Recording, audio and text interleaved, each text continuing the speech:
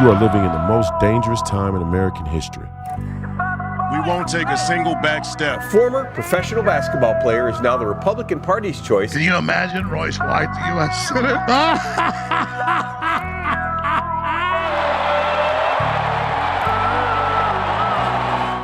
White won the endorsement on May 18th with 67% of the vote.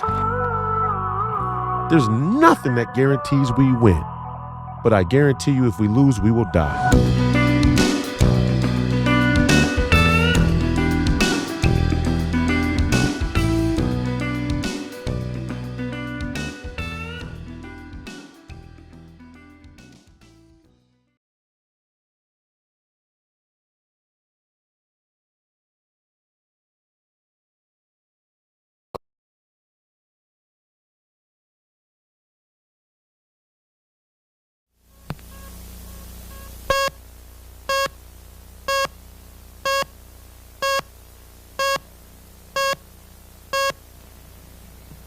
Funding for Firing Line is provided by this station and by other public television stations.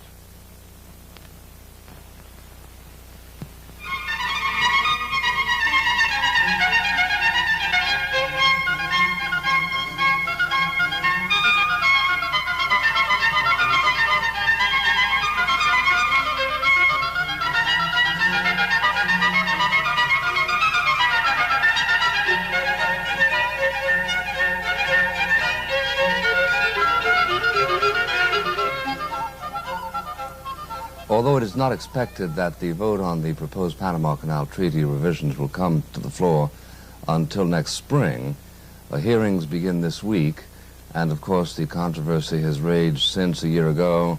Governor Reagan elected to make it one of the pivotal points in his primary campaign against Gerald Ford. It is roughly correct, I think, to say that the majority of the American people at this point oppose the new treaty, B, that most conservatives tend to oppose it, and C, that most, though not all, American liberals tend to favor it.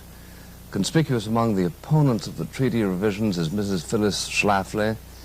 Mrs. Schlafly has appeared before on Firing Line in her role as the principal American figure in opposition to the Equal Rights Amendment. She appears, by the way, to be winning that particular engagement. There being few indications that the three necessary states needed to confirm or prepared to do so. But meanwhile, she has turned her copious energies to the question of the Panama Canal and will no doubt testify before the relevant committees of Congress. Mrs. Schlafly has a huge constituency from coast to coast, is often spoken of as a political candidate. She is a graduate of Washington University with an M.A. in political science from Harvard and is the author of 7 books, the most recent, The Power of the Positive Woman. Under the glare of post-Watergate full disclosure morality, I am here constrained to perform a little arabesque. Arlington House is a publishing company owned by a parent company, which I serve as chairman of the board. They make the most of it. The examiner will be Miss Shana Alexander, about whom more in due course. I should like to begin by asking Mrs. Schlafly whether she would oppose this treaty if it happened that Douglas MacArthur was President of the United States and recommended its passage to the Senate. Oh, I would oppose the treaty no matter who recommended it, because I think the terms are so humiliating to the United States and so adverse to our interests. I'd like to look for a few minutes at what money is involved in the Panama Canal Treaty. First of all, it involves our giving away our investment of $7 billion in the canal, paid for 4 times by the American taxpayers. Then it involves our turning over... No, wait a minute. $7 billion, but what has that $7 billion yielded us? It has yielded us the great Panama Canal. And the American people... No, but what has it yielded us? What has it yielded us? Well, we know what it constructed. It's a great international waterway. No, but we have to pay when we go through it. Well, but they're private people who go through. Certainly, people should pay when they go through. My point is, it's yielding us nothing. Well, I want to tell you... Do you know how much money we lost last year on it? I want to tell you what it's going... $7.5 million. But let me tell you how much money it's going to cost us in the future, and that'll be a lot more than $7.5 million. Oh, but are you through with the $7 billion figure? Yeah, I'm through with the $7 billion, but that's just the start. To say that you give away something that costs $7 billion is of no interest unless it yields you something. For instance, we have more than $7 billion worth of installations in Laos, which we, quote, gave away, but they had no yield to us. Yes, but let me tell you what it's going to cost in the future. I've made a list of the cash flow that is involved in giving, first of all, our capital asset, but also the money in the future. Now, here is what the Panama regime is going to get. By the terms of the treaty, they'll get cash, guaranteed cash of $10 million a year, plus another $10 million a year for so-called police and other utilities, for which they guarantee to do us nothing. What do you mean, nothing? Nothing. There's nothing in the treaty that establishes any level of performance for the $10 million that we promised to pay them for police, fire, street maintenance, and other utilities. No, well, they must maintain order around the 5 military enclaves, which are ours to dispose of. There's no guarantee in the treaty that they have to do anything for that $10 million. Then they get 30 cents a ton for going through the canal, which is estimated to be about $50 million a year. Then they get another $10 million a year if revenues permit, but which is cumulative and must be paid the next year if it isn't paid the last year. If we make it. Yes, plus another $5 million a year for revenues and off of certain properties that are going to be transferred, making a total of approximately $85 million a year for 22 years. Yes, but not from us. It's how much is that going to total. cost the American people? Well, we don't know how much it's going to cost the American people. I have an idea. Obviously, the 30 cents that's paid by an Argentinian boat isn't going to cost us anything, right? Well, we don't know, but now, we guarantee. We're also going to be relieved of the cumulative economic losses. Do you know what they are since 1913? No, we're not. Do you know how much we've lost in operating the canal? Oh, we have operated it as an international waterway in which but we do you know haven't... how much we've lost? We've lost money. We've lost a whole lot of money. I know. So but that's nothing to the money we're going to lose in the future. No, that money would, on the contrary. It seems to me quite plain that if we were to substitute the economic situation projected out over the next 40 years compared to the last 40 years, we're economically better off. No, we're not. You keep interrupting me because I haven't finished with the cash going to Torrijos. You don't mind if we discuss these as we go along? Well, let's come to the total, because in addition to that money that's guaranteed in the treaty, the State Department has also promised to give them money, which is loans guaranteed by the U.S. taxpayers. And that includes the $200 million from EXIM, from the Export-Import Bank, $75 million from the Agency for International Development, $20 million from from OPEC, the Overseas Private Investment Corporation, and $50 million in military sales credits, making a total of $345 million in loans. Yeah, but Ms. Schlafly, those loans are subject to the rules of the relevant lending agencies. But it's guaranteed by the U.S. taxpayers. But, well, it's our direct pipeline into the U.S. Treasury. Our participation in the EXIM Bank is guaranteed by the American taxpayer. Yes. But the terms on which the governors of that bank make their loans require a schedule of repayments, concerning which there has been a pretty good record of performance. And every couple of years they come back and ask for another appropriation to bail them out of their unpaid loans. Now, when you add all up this cash that's going to Torrijos over the next 22 years, it comes to $2.2 billion. Now, who's going to profit out of this? I think you have to ask the question, cui bono? Who's going to profit? And I think the people who are going to profit are the American banks who have loaned money to Panama. And the latest Federal Reserve figures on American outstanding bank loans to Panama come to $2.9 billion. Those are uncollectible loans. Torrijos is bankrupt. He is right now today paying almost 40% of his national income in debt service. Now you contrast that with the United States. We think we have a big debt, but we're only paying 7% of our national budget on debt service or interest on the outstanding debt. Torrijos is paying almost 40% in interest on loans he's already borrowed. Now, those are bad loans that are uncollectible. Are you seriously suggesting that American bankers worried about their investments in Panama would begin to look after those investments by programming the relinquishment of American sovereignty in the area? Oh, I certainly am, because these are the same banks. Bankers may be dumb, but they can't be that dumb. Oh, but look, these are the same banks who, when they had inside information that the New York City bonds and notes were going bad, unloaded their holdings on widows and small investors so that they could get out before the loans went bad. And these are the same banks who now see that their loans to Torrijos and Panama are absolutely uncollectible unless Torrijos gets access to those tolls and gets American taxpayers' money going into Panama. What makes you think that Torrijos won't just renounce the debt? Why shouldn't he? Well, he might renounce the debt, but well, if he... why doesn't he do that? Well, he might. He renounced his own well, constitution. Why does your situation, alter it? If all he has to do is renounce the debt, then what on earth are all these figures? What's the meaning of all these figures? If he just stands up like Castro and says, I inform all Americans that all of the money I owe them is null and void. He might do it. He might still we're not do going it. to do something about it. But we would be presumably in a better position to do something about it if we were still exercise de facto sovereignty over the area. And therefore, why aren't the bankers opposing this? Because we exercised sovereignty over the canal zone, in no way does that give us the right to go into Torrijos' country, Panama, and take his money if he renounces a debt. Well, it certainly would in the sense that no, we have no sovereignty over Torrijos' country. We presumably would be in a position to preempt for payment to prime creditors that income which normally would flow into the Panamanian government. This is one of the reasons but that's only $2 million a year. why Castro has problems in facing recognition by the United States. We'd go ahead and impound his ships for the benefit of American creditors whose money he stole. Stealing American money is, as you know, an international pastime.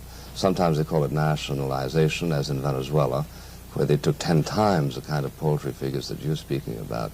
But I really do feel that the notion that that our entire diplomatic policy in Latin America is being written around a suggested bailing out of American banks. Now, don't misrepresent what I said. I did not say our entire Latin American policy. I said the Canal Treaty the Panama Canal. The Canal Treaty is written around that because, as you said, the overwhelming majority of the American people don't want the treaty. How come they fool me? Well, you have to explain your motives. I'm not going to sit here and presume to explain your motives. Well, how come they fooled? Let me see. Can you think of any non-bankers who are in favor of this treaty? Well, but what's important is not the non-bankers, but the bankers. Is Bunker a banker? Well, certainly Linowitz is a director and was a director and member of the executive committee of one of the principal banks that has lent uncollectible money to Torrijos. Well, do you really think that Linowitz would devote his entire professional career to making good, even assuming that by your logic he would make good, a shaky loan to his bank? Oh, but look, you were talking about the same New York banks that unloaded their holdings of New York bonds and notes onto unsuspecting little investors when, according to the SEC report, the banks knew they were going bad and they sold it to unsuspecting... Why did they buy them? Well, I guess they bought them because they thought they were good. But when they found out they were bad... Why did they think they were good? Well, which are you talking about, the New York or the Panama? The banks, New York banks. Why did they think they were good? To Panama? No, their own. Why did they buy New York securities? When they bought them, they thought they were good. Why did they think they were good? Well, that's their own misjudgment. I ran for mayor 12 years ago and told everybody they were no good. Well, all right, they made a mistake, but when they found out their mistake, they unloaded it onto unsuspecting investors. No, that's really in the case of a Panama, simplification of the they story. loaned their money to Torrijos. What happened was that Moody changed the credit rating from AAA to AA and then back and forth, and every time it changed its rating, there was a certain diffusion of funds because portfolios are not allowed to carry. Well, all right, but regardless of what you say, the notes did go bad, and the small investors were left picking up the bill for the loss. And likewise in the matter of Panama, The big American banks loaned their money to Torrijos on the expectation in the that first the place, canal treaty the banks would go had through. huge reserves of city paper in 1975. Are you suggesting to me that they got rid of 100% of their holdings? No, they got rid of about 60% of their holdings, according to the SEC report. All right, they were left with a huge reserve. That's only because they couldn't find enough widows to palm their How do securities you off know? on. Well, that's what the SEC report said. I mean, the SEC report said they couldn't find enough widows? Well, they said they would have gotten rid of more if they could have found people to buy them. Well, why did they not fall more in price in that case? Well, they did fall pretty far. But let us get back to Panama. To what? Look, you're diverting the issue. Who brought up banks? I'm prepared to discuss Panama Canal, and all of a sudden you're talking about banks who want to bail themselves out by alienating our only asset in the area. All right, now look. The American banks have loaned $2.9 billion to Panama. That is an uncollectible figure. I don't think they have any security. They're promissory notes. Well, look, I've got the Wall Street Journal ad right here. They're called promissory notes right here. I don't think they have any security. Backed by the credit of Panama. Right. And what is Panama's credit today? It's zilch unless they get control of our canal. No, that's not true. Oh. When a country is paying 40% of its income on interest on loans it has already borrowed, that country is bankrupt. I don't think that can be denied. The assets of Panama can hardly be the Panama Canal, since it doesn't own the Panama Canal. That's right, it doesn't. But the bankers lent the money on the expectation that Torrijos would get the canal and access to the tolls. And I think this is the explanation for why didn't they lend the money to somebody else and not have to worry about canals and things? Well, that's a good question. But you know there are a lot of banks today that are on the unreliable Federal Reserve list. I mean, we could go into another program on why they've lent money to the third world countries. But you're suggesting that there was a compulsion to lend $2.9 billion I didn't say there was a compulsion. Well, I said they did it. Why did they lend it? Look, all we need to know is that they did it. We don't need to know why they did it. They did it, and they're today sitting with uncollectible notes. Well, they did it in anticipation of an economic situation. They did it in anticipation of Torrijos getting the canal. You're saying that they are motivated to crank up a national campaign. Oh, by the way, did the banks also engineer the riots in 1964? No. Did they engineer the 1967 mission of LBJ? No, they hadn't lent the money then. I don't think they cared then. How do you account for those? How do you account for the fact that there is a historical sequence leading up to this new treaty that dates back to 1964, if you're saying that the banks were the critical catalysts? The banks are the critical catalyst for this tremendous push to ratify this treaty today. Now, I did not say that they caused riots in '64. What happened to Panama then was that Nasser took over the Suez Canal, and they started to lust after our canal in the same way. Why is it, why do you reason that as many American statesmen and congressmen as favor this treaty are dominated in their thinking by this tortuous concern for the $2.9 billion of some obscure banks with which Linowitz is associated? Chase Manhattan, National City Bank, Marine Midland, Bankers Trust, those are not obscure banks. In that case, let's call it an exiguous part of its portfolio. They are very large and powerful banks. Okay, would you explain to me, take somebody like, Charles Percy. You know him because after all, he's your senator. Would you document the mechanism by which the Chase National Bank puts muscle on Charles Percy to come out in favor of a revised canal treaty? He hasn't come out in favor of it. All right, and I'm very hopeful that he will vote no. Give me somebody who has. Well, I'm really surprised that you're trying to argue from authority, Bill. Let's argue on the terms of the treaty and what it does, instead of on who's for it and who's against it. You started off by this crazy motivation, which really comes out of the fever swamp. Well, don't you think there ought to be an investigation? I don't care whether you can investigate all you want, but the notion that our foreign policy towards Panama has been dictated by these bankers strikes me as incoherent. We lost, as I said, 10 times that much money in Venezuela in the last few years. So that does no excuse for losing more. No, but why didn't we redirect our foreign policy towards Venezuela? Well, there's something the matter with a lot of our foreign policy. Why have the banks loaned $30 billion to communist countries? Why have they loaned maybe $100 billion to third world countries? Banks are in real trouble because today. they think they're going to make money. They're very stupid. I agree, but they think they're going to make money. Okay, and they think they're going to make money out of the loans to Panama, and they will if the treaty goes through. Why? They will because Torrijos will have the cash to repay the loans that he has absolutely no possible way of getting from any other source. At the present time, Torrijos is getting $2 million plus from our annuity on the canal, and that will shoot up immediately to $85 million a year. Now, that's where the cash comes from that enables him to pay off the loans. And I think that this whole matter of the loans contaminates the treaty with what I would call infectious invalidity. It's such a basic, fundamental infection that it contaminates the whole treaty. It makes it all suspect. In the first place, there is no reason to suppose that that Torrijos, being the kind of character he is, that he would use that money to pay off those loans. Well, that's right. They can hope. That's their only hope. I mean, if you're a drowning man, the raft you grasp for might not hold you up, but you still grasp for what's available. Why don't we agree that although we have noticed it, every banker in the country has been conspiring Bill, you keep misrepresenting what I say. Or all the relevant banks have been conspiring to crank up a campaign to turn America around on the Panama Canal issue so that they can get their $2.9 billion Now listen, Bill, back. you keep setting up a straw man and misrepresenting what I said. There are lots of wonderful, fine, patriotic bankers all over this country. This involves only 10 of the most powerful banks. And they're unpatriotic. They are the ones who have loaned the money. But they're unpatriotic. I didn't say they were unpatriotic. Well, but you say, oh, surely it's unpatriotic to redesign American foreign policy if you want to unload for your personal benefit. If you want to unload your bad loans onto the American taxpayers, that's unpatriotic, isn't it? Well, sure. Okay, so there are X number of unpatriotic bankers who have this extraordinary leverage on public affairs, such that well, you can't possibly be implying after the Burt Lance case that bankers don't have extraordinary leverage, can you? Could you possibly be disputing that? Well, they have extraordinary leverage over the mortgage in my house, but they have very little leverage that I know of on my views on foreign policy.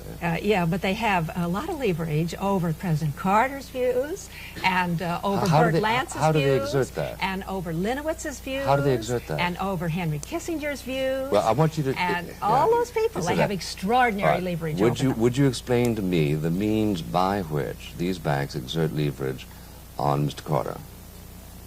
Sure. David Rockefeller is the head of the Trilateral Commission that Carter is a member of.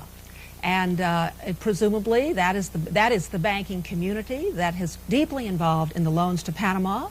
There are 7 members of that commission in the Carter administration at cabinet level. I should think in any Trilateral Commission that had as its members David Rockefeller and Carter, the guy who would be influenced would be Rockefeller, not Carter. Oh? I assume that the President of the United States is more powerful than the President of the Chase National Bank. Well, most people don't Otherwise, why did he spend so much time trying to get my 15 cents as a deposit? Most people think that the presidency would be a step down for David Rockefeller. Well, why did he work so hard to get his brother elevated? Oh, I'm not altogether sure that he did, but he certainly did work hard for Carter. And he brought Carter into the inner group several years before Carter became president. In any event, Chase Manhattan is one of the principal banks that has loaned money to Torrijos. And I think before we go any farther, we should have a complete investigation of what banks have loaned money to Torrijos, how much each has got riding on this treaty, and who's involved and who's got a conflict of interest. Well, why is there, inasmuch as banks are not going to vote on this question when it comes up for a vote, what do we care if they do have a conflict of interest? It may very well be that there are some bankers around who say, I am in favor of this because Torrijos is a very nice guy and he's going to use this money to pay me back a loan which is otherwise no good. The fact that such people exist is really, I think, a very minor consequence. The reason because we're talking about 100 senators, and unless you are here to allege that those senators are instruments of the banks, in which case you should have the courage to say so. I don't say that. It becomes absolutely irrelevant. You keep misrepresenting what I say. But I say, what is the relevance of all this bank crap unless there are senators who were dominated by these bankers? Well, I think you can certainly show the conflict of Linowitz, who was the treaty negotiator. I mean, that's pretty clear. He didn't even dare risk a Senate confirmation before he went down there to negotiate the treaty. What do you mean he didn't dare risk it? He got a short-term appointment that didn't have to have Senate approval. And he was the principal negotiator on the Canal Treaty. Have you heard senators rise up and assert his disqualification? Certainly have. Who?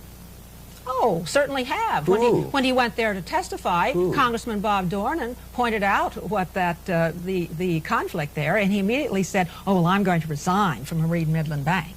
But of course, what he should have resigned from was the Panama Canal negotiating team. Now, the treaty itself, let's get to the terms of the treaty so itself. far you've mentioned not one senator who has disputed the qualifications of Linowitz.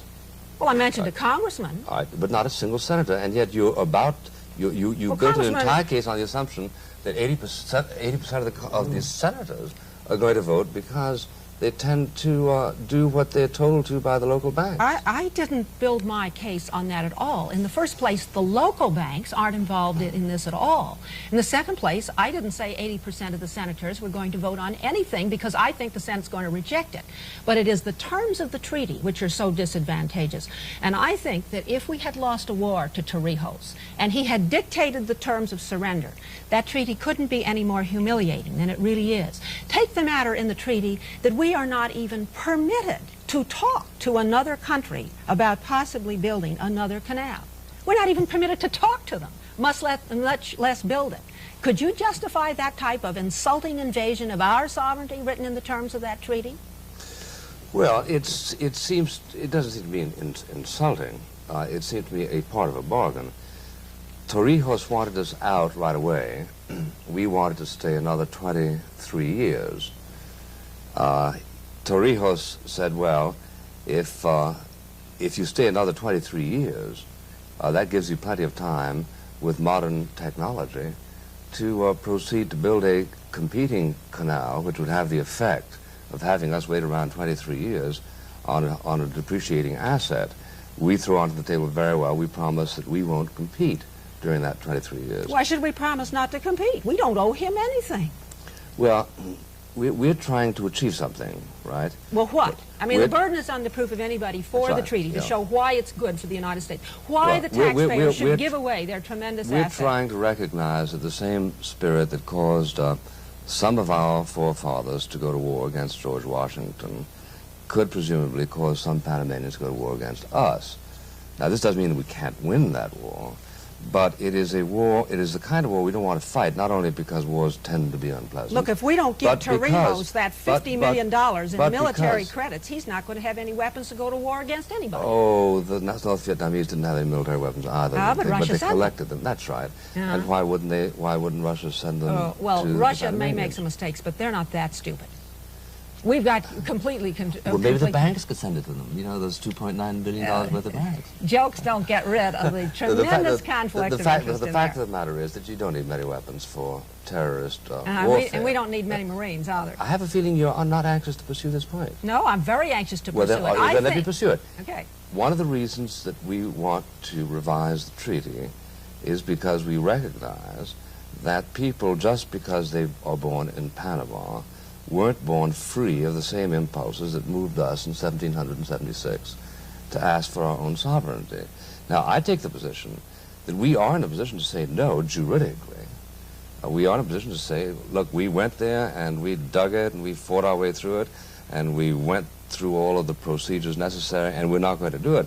All I'm saying is, I personally, owing no money to any bank that I can think of, am uninclined to that decision unless it is provable that that decision involves the security of the United States.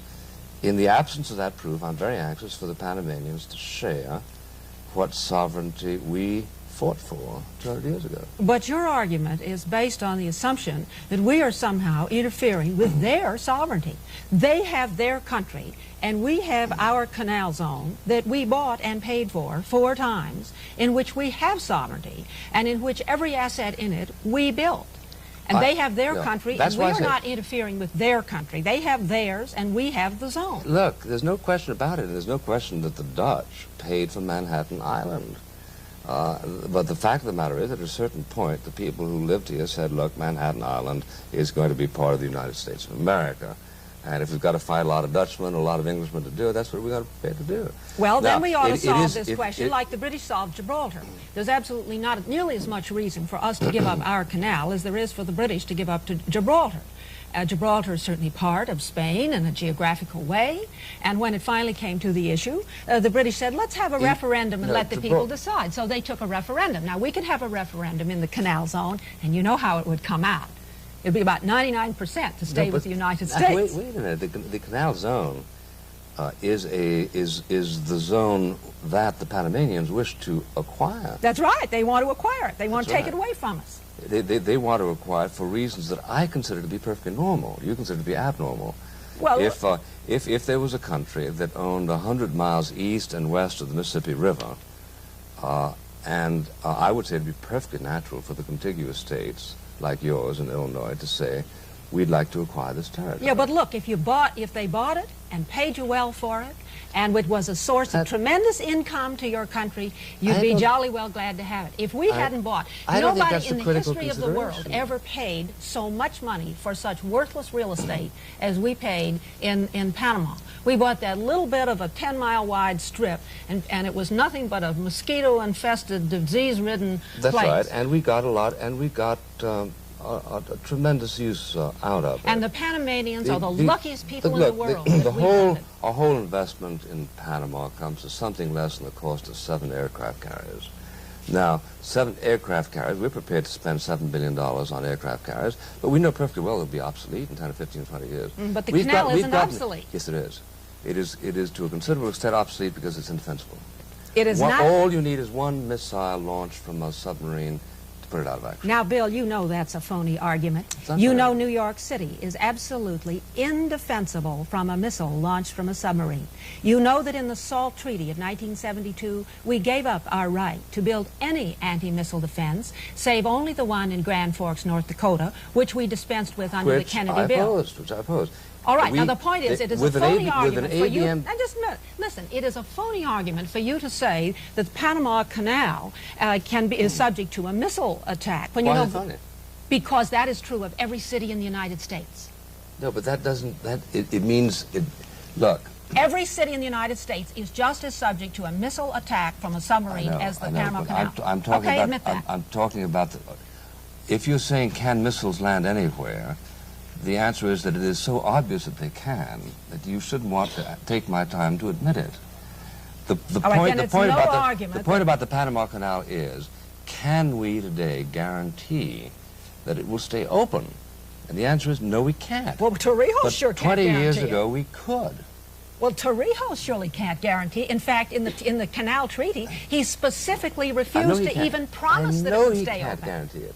I know he can't guarantee it, but there are 2 kinds of threats to the closure of the canal. One is this missile I'm talking about, and nobody can guarantee it against that's happening unless we go back and build up an ABM system. In other words, it has the same... A second is through espionage.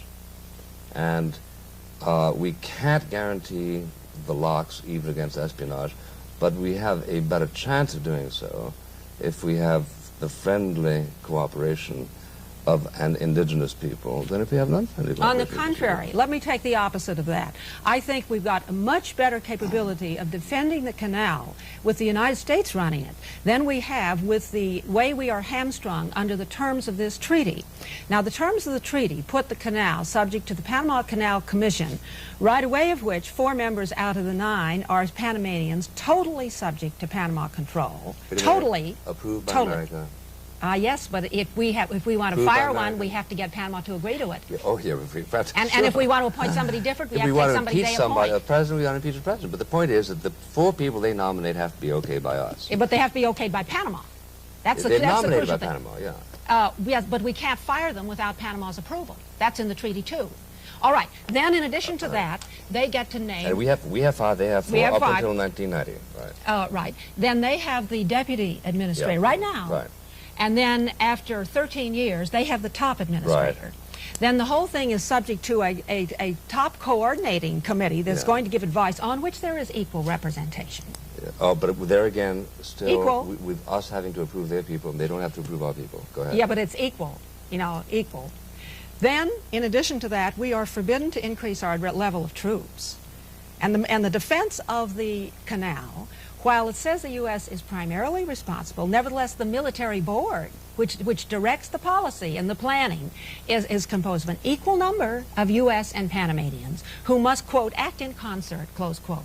Now, I think that is the most unworkable, even George Kennan admits this is an unworkable way to run the canal. We are totally hamstrung, and I think there's just no way that we can defend it. You jumped a point here.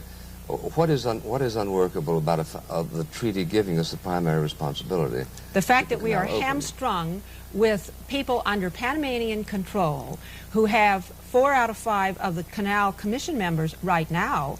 But why does that hamstring us?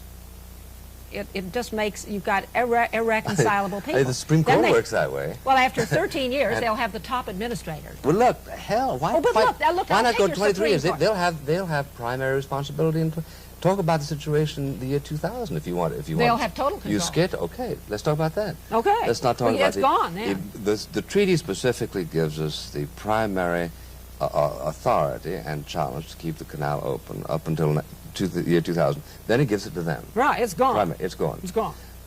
Now, what are we going to do with we're not going to, there's nothing in the treaty that says we have to sink our fleets or our airplanes. What use is the canal to anybody without our okaying access to it? Anytime we want to, we can keep anybody from using the canal. Just that simple. How could we do that? We use our navy. So. Why, we guarantee that the agreement, that the treaty, that the canal access will be neutral. That means that if we get in a war with somebody, if that had been the situation in World War II, German submarines and Japanese warships would have had free access to the canal. You must be kidding. Well, that's what it means. The very first thing that the Germans did was close up their own canal during the war. They had a canal but much more valuable, just as valuable as that, the Kiel Canal. They closed it right up during the war. And we closed it. You're suggesting that we would allow Soviet submarines to get sort of a better fix on San Diego by using the canal? As long as we control it, we would never do it. But when Panama controls it, Panama will do it, and it is specifically guaranteed that they will do it in the treaty terms. Even under existing situations, we guarantee equal access to the canal. The fact of the matter is that treaties break down in wartime situations.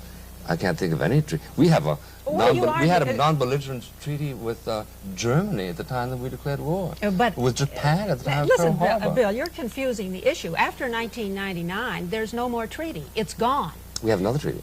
The neutrality treaty. That's right. And that specifically means that any warships can go through it on an equal basis. That is precisely what it means, and precisely... And what I'm telling you, Mr. Schlafly, is that if it were judged indispensable to security of the United States to prevent a warship from going through, we would prevent it from going through. Oh, you mean we're going to violate the treaty? Of course we violate the treaty. Oh, you're going to sign a treaty now that in case of war, we'll just say openly, we will violate. Is that your position? Wars transcend treaties. Oh, then you think we should say... Suppose you point to me one single treaty in the history of the world that has survived a war among contending treaties on it. Just name one.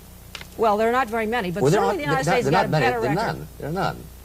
You don't have, occasionally you have these treaties about Red Cross and treatment of prisoners, and occasionally you find it mutually profitable to stand by treaties like that. Okay, well now let me understand your position. Your position is we sign the treaty in which we say that Panama will have the right to maintain absolute neutrality and let our enemies' warships use the canal after the year 1999, but that we frankly tell you that we're not going to honor that and we will close it on our own terms if we get in the war. It seems to me so obvious that if we have a government in charge of policy in the United States that would expedite the bombing of American cities by escorting them through the Panama Canal, we're going to lose that war anyway.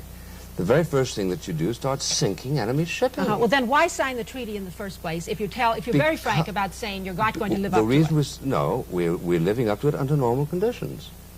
That's but the treaty doesn't say anything about normal conditions. They never do, Phyllis, dear Phyllis. I fail to see how this is going to improve relations with anybody to say, we signed the treaty, but boys, if we get in a war, we really don't mean it, we won't pay any attention to it. This is a grown-up world. You're talking to grown-up people. Well, why sign it in the first place? You're creating false expectations. A treaty is supposed to describe those conditions that obtain in normal circumstances. Oh, no, lots of treaties go right through wars. No, they don't. Not between contending powers. The only treaties, as I say, that tend to survive wars are those that have to do with the treatment of prisoners and so on. And those are very widely.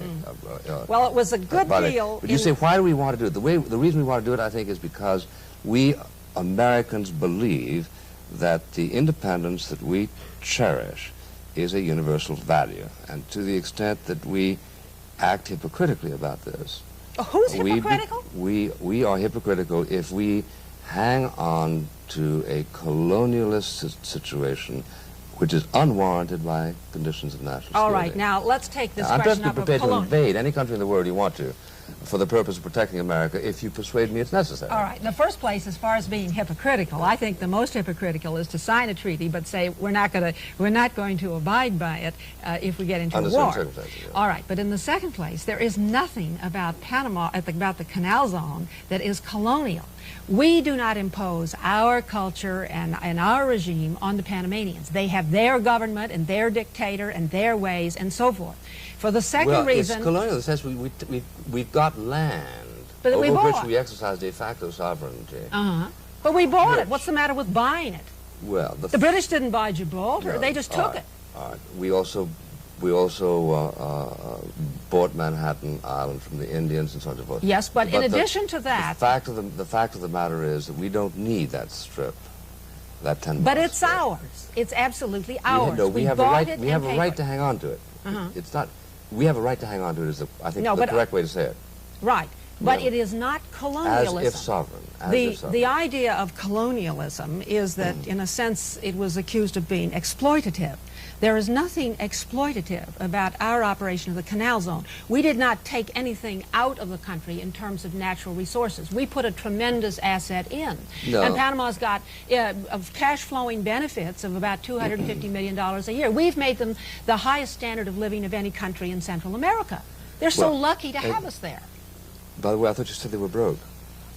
But the government doesn't have they have the highest standard of living? Well, because the government has gone in debt. Well, We've got a high standard of living in this country. Does the government taxes people? Well, nobody taxes How can they have the people. high standard of living and be so broke that they can't pay off Because these they poor don't. Other banks? countries don't tax their people like the United States does. They just go into debt. Oh, you mean to say that Torrijos is afraid of taxing people? Good old communist rhetoric. No. Friend of Castro, Torrijos is afraid of progressive income tax. No, I don't. He's not afraid of his people, but well, I don't know. According to the New York Times, it's only the National Guard that keeps him in power. Yeah, incidentally, I happen to be in favor of certain forms of colonialism. So it's not a boogie word as far as I'm concerned. What I am against is depriving people of something you don't have to deprive them of. We are not depriving anybody of anything. Oh, yes. The Panamanians If do you not have- own if- 1 if inch you of have a- ground in the Canal Zone. Look, if you have a country the size of Connecticut, roughly, and 10 miles of it running from Bridgeport, Connecticut, up to Smith College, belongs to Monaco, there is a certain disequilibrium there that you tend to feel every time you're traveling from Stamford, Connecticut to New Haven. Yeah, but you have gotta to go. You got to pass our soldiers, show cards, go over a bridge, not toot your horn, go follow the speed limit. They are having, when they traverse that country, they have to do what we tell them to. Well, but look what they got for it. The first thing they got for selling us that crummy piece of land was their independence.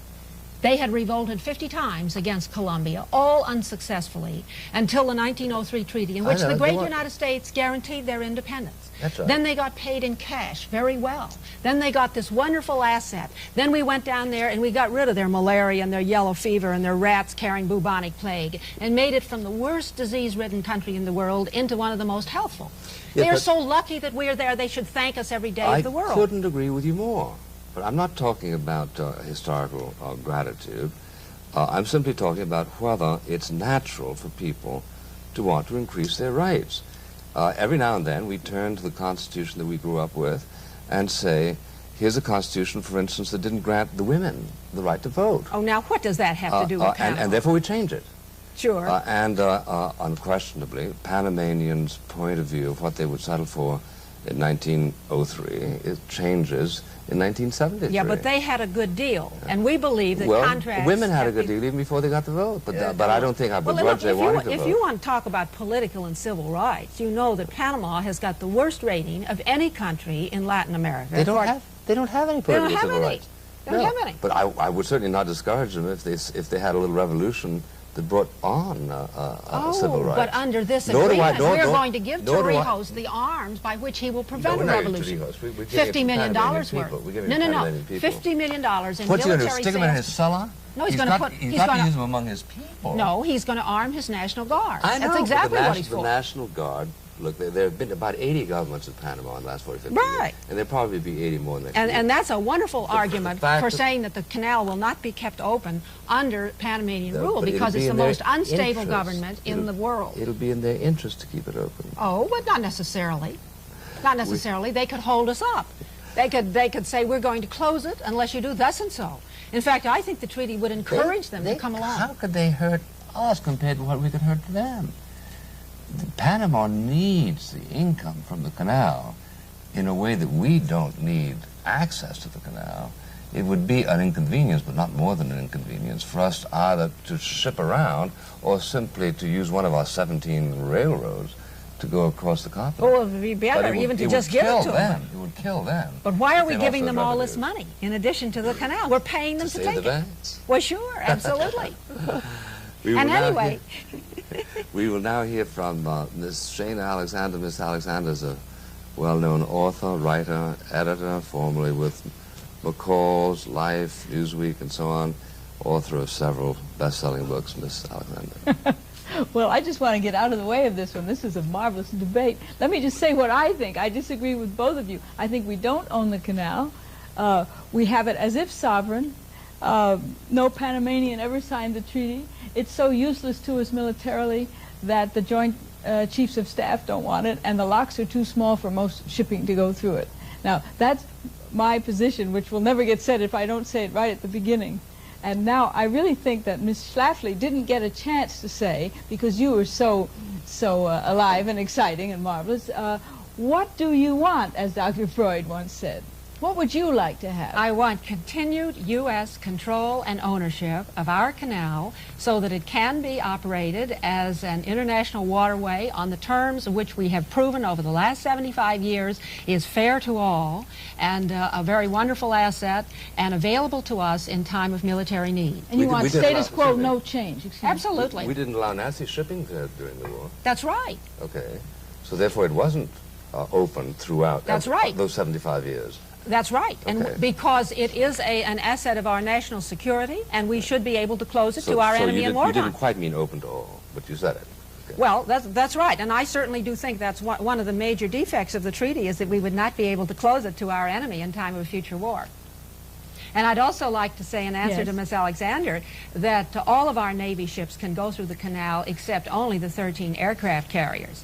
And that quite apart from the 1903 treaty, which incidentally was ratified by the Panamanian Parliament, But it was signed by a Frenchman. It was never even signed by a Panamanian. Weren't they lucky? They don't seem to think so. But they did for 50 years. And we occupied that without any complaint from Panama for more than 50 years.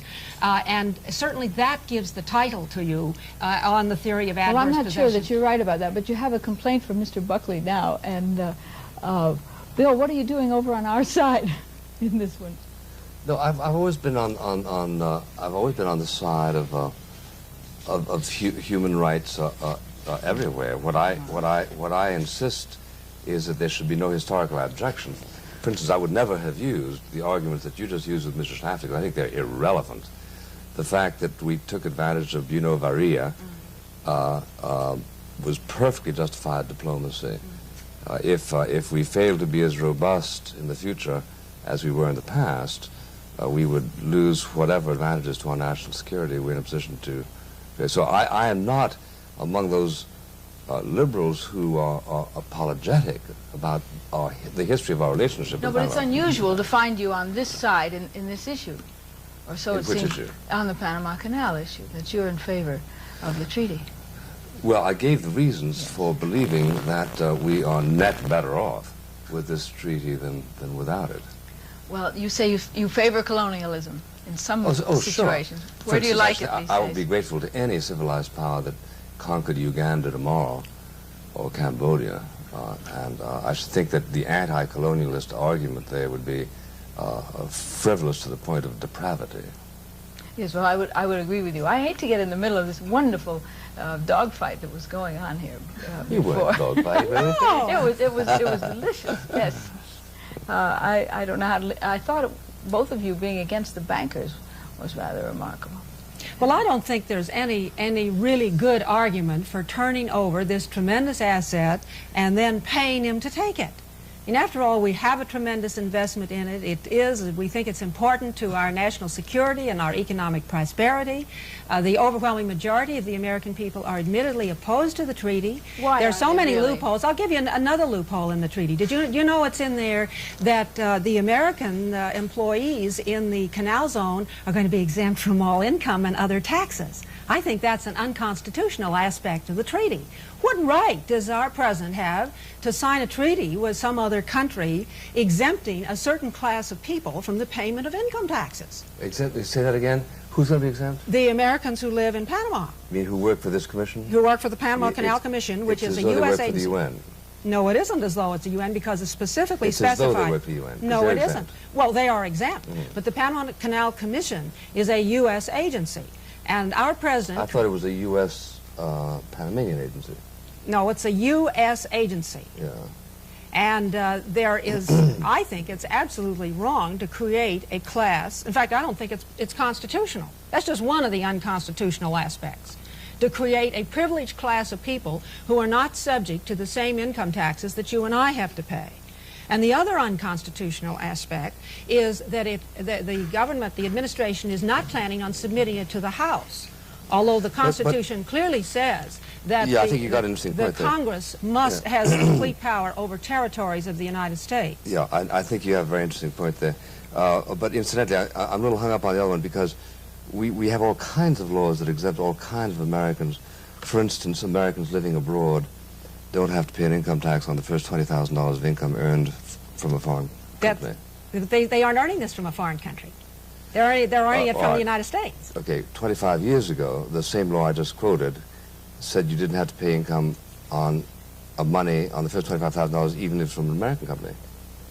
Well, we're not So we've done it discussing the before. rates. We're not discussing the rates. We're discussing a privileged class of people. You're talking as though this were a constitutional first.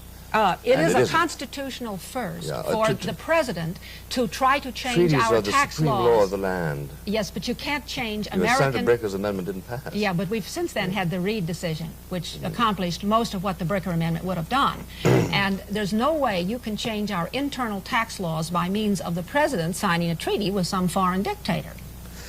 If it's passed by the Senate, the answer is you can. If No, we set because up our money bills originate in the House, you know, Bill. No, but the incidence of tax, only the House can raise money, but a treaty can a treaty can rule over the taxability. For instance, an American who works for the Secretariat in the UN doesn't have to pay any taxes. Yes, but he's working for a foreign international extraterritoriality position. Yeah. This is a federal agency. You don't think, for example, that the president could sign a treaty with France saying that our State Department employees in France don't have to pay income tax. Now, that's what they've done here. If it was passed by the Senate, I think it could. No, because tax laws have to be passed by both houses. No, that's... They're under the Reed decision. Laws that raise money have to be passed by both houses. Well, Laws that raise the tax laws have to be passed by both houses, but under the Reed decision... Revenue laws. That's a revenue. We're talking about revenue. Bill, why do you think most Americans are against this treaty? I know exactly why they're against this treaty. They're against this treaty because they see it as a pattern of surrender. They saw us give up on Vietnam. They saw us knuckle under to the Arab boycott. They have seen us in. They saw us knuckle under to the United Nations on Taiwan. They see us now prepared to ditch Taiwan. They saw us at Helsinki, ratifying all of the conquests of the Soviet Union. Are you and in favor simply of see this as knuckling one under? more. Are you in favor Good of argument, knuckling Bill. under of all people? That's another good What's that? argument to Are be you against in it. favor of knuckling under? No, but I think that these things ought to be viewed discreetly. I predict that the treaty will pass or not pass with very little reference to its own merits. Its own merits, in my judgment, argue in favor of it. But if it is perceived by the American people as being a part of a general capitulation by the United States of its world responsibilities, then it'll fail. Yeah. And perhaps for that reason should. Well, that's another good reason to be against it, because I certainly do think it is part of the pattern of surrender. Torrijos has made it very clear that he's a good friend of Castro. He took a retinue of 200 people over to Havana last year and proclaimed his solidarity with Castro. He now has just recently signed an economic pact with the Soviet Union to invite them in to build plants and do all sorts of things in Panama. Yeah, because he can do that anyways, you know. He can do that, but why do we want to give him a present? But incidentally, I, for instance, am in favor of the Monroe Doctrine, which shows how reactionary I am. I would have said no. He shouldn't have any right to invite the Soviet Union to occupy any considerable position. But now you're going to reward him just after he did it, right on the next we can't do better than the American people through their government, through their presidents. I founded a committee called the Committee for the Monroe Doctrine, and we had all kinds of signatures, and nothing happened, as tends to be the case. The fact of the matter is that we have given up on the Monroe Doctrine, isn't it? Isn't that true? Otherwise, we wouldn't have permitted Castro. That's right. Who was a Soviet satellite, to lord it over Cuba. But just because we gave up on Castro, which I agree with you on that, that is no reason to give the communists another base in the Caribbean. No, but I don't think we're doing that. Well, Castro only allows a communist party to operate in Panama. He's a nobody elected him. He's just a dictator. He talks about his solidarity with other communists like Castro and that thug who runs Libya. I doubt that you can say anything opposed to Torrijos that exceeds my own contempt for him, and I even know him. Then why reward him? Because I'm not rewarding him. Why does John Wayne? It is a plebiscite. It is a. I don't know. By the way, that's interesting. It is a plebiscite of the Panamanian people that is ratifying. Torrijos is uninteresting, except look. He figured in the negotiations. The big riots in 1964 were pre-Torrijos. The only relevant plebiscite would be the one in the Canal Zone. If you want to take one there and find out what they want, that might be relevant. Oh, no, that's not relevant. That's exactly what the British did in Gibraltar. Exactly what they did. And after the people voted to stay with the British, they kept it, and all the furor died down. In the first place, it's not true, because in Gibraltar, the British have a right to buy property. Americans have no right to buy property. Yeah, but they had no right to get it in the first place because they just stole it. Whereas we bought and paid generously for it 4 times. No, I'm not saying that we didn't spend a lot of money. As I said, we spent as much as on 7 aircraft carriers. I think we got a very good run for it. But I think arms technology has made the old position obsolete, and that the position that comes to the forefront now is, ought we to behave like the same people who thought it worth risking a war to assert our own independence? Listen, if exactly our great the same thing United States Army, Navy, Air Force, and Marine Corps can't defend we our can. property They don't against want it, that, No, but I say, should we? Why, of course. It's in effect like saying George III should have won if he had been more powerful, but I think George Washington should have been won. Unfortunately, you can't answer that because we had no time. That is not the same thing, because that was taxation of our people. We are not taxing the people of Panama. We are a source of tremendous revenue to him. Thank you, Miss Alexander. Thank you. Thank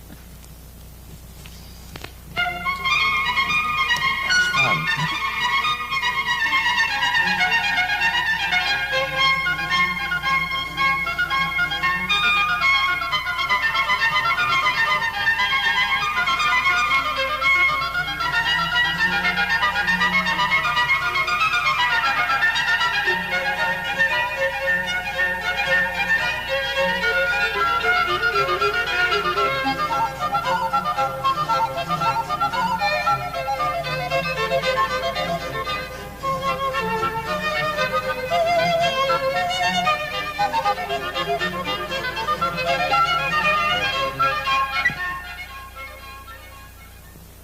A printed bound transcript of this program, send $1 to Firing Line, Post Office Box 5966, Columbia, South Carolina 29250. That's Firing Line, Post Office Box 5966, Columbia, South Carolina 29250. This program was produced by SICA, which is solely responsible for its content. Funding was provided by this station and by other public television stations.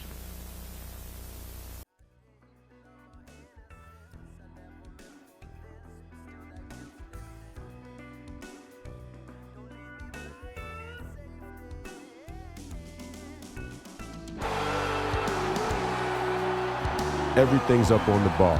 We're all in.